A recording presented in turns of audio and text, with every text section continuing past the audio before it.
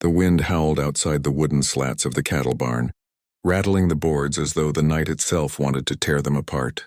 And inside, among the hay and the restless lowing of cows, stood a girl wrapped in nothing but a thin shawl that did little to keep away the bitter cold.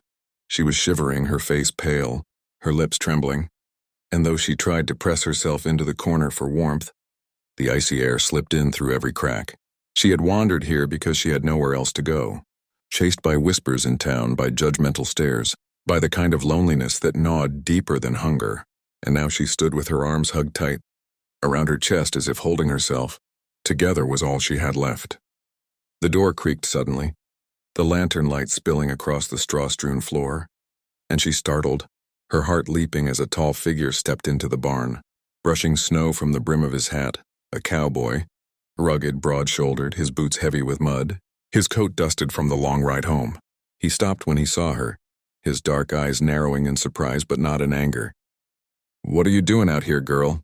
His voice was low, steady, the kind that carried calm even in the storm. She turned her face away, ashamed, whispering that she just needed a place to hide, somewhere out of sight, that she would be gone before sunrise. But he could see the way her body trembled, the way her fingers were almost blue from the cold, and without another word he crossed the barn, his spurs faintly jingling, and took off his heavy wool coat, rough and weather-worn, smelling faintly of leather and smoke, and before she could protest he wrapped it around her shoulders. The warmth was immediate, like stepping into safety itself, and for the first time that night she exhaled a shaky breath that didn't sting her lungs. He crouched a little so his eyes met hers, and with a firm gentleness he said one word that struck deeper than she expected. "Stay." That word landed in her chest like a promise, like something she had been waiting to hear her entire life, and she felt her knees weaken with the weight of it.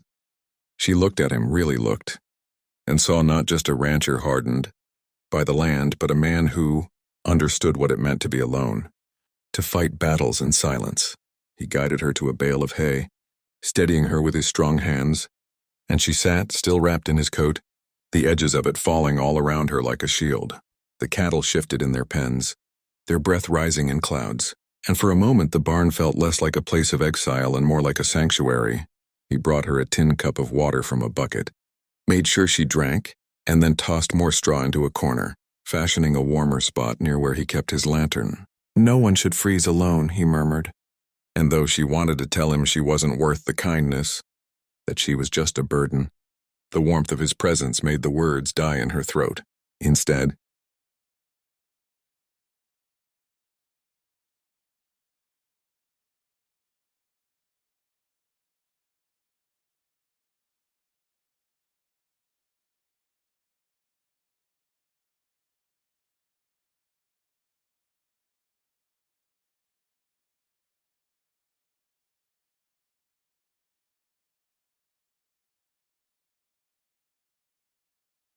she whispered a soft thank you, and he tipped his hat with a half-smile as if to say it was nothing.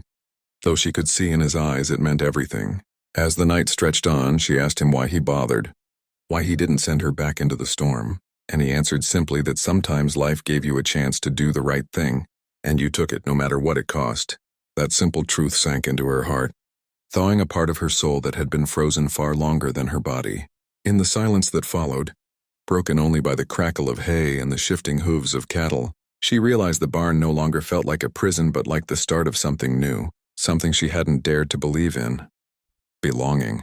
And when his coat tightened around her shoulders, when his steady voice echoed again, stay, she believed, if only for that night, that perhaps she had finally found a place where she wouldn't be cast out, where the storms of the world couldn't reach her.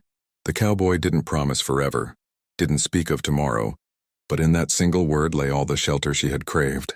And as her eyes grew heavy with exhaustion, she leaned against the warmth of the coat and allowed herself to dream of a dawn she might not have to face alone. And my dear listeners, if this story touched your heart, if it made you feel the power of compassion, strength, and the quiet promise of hope, then make sure you subscribe to this channel so you never miss the next tale, because, just like this cowboy's word, every story here carries a piece of light to hold on to when the nights feel cold.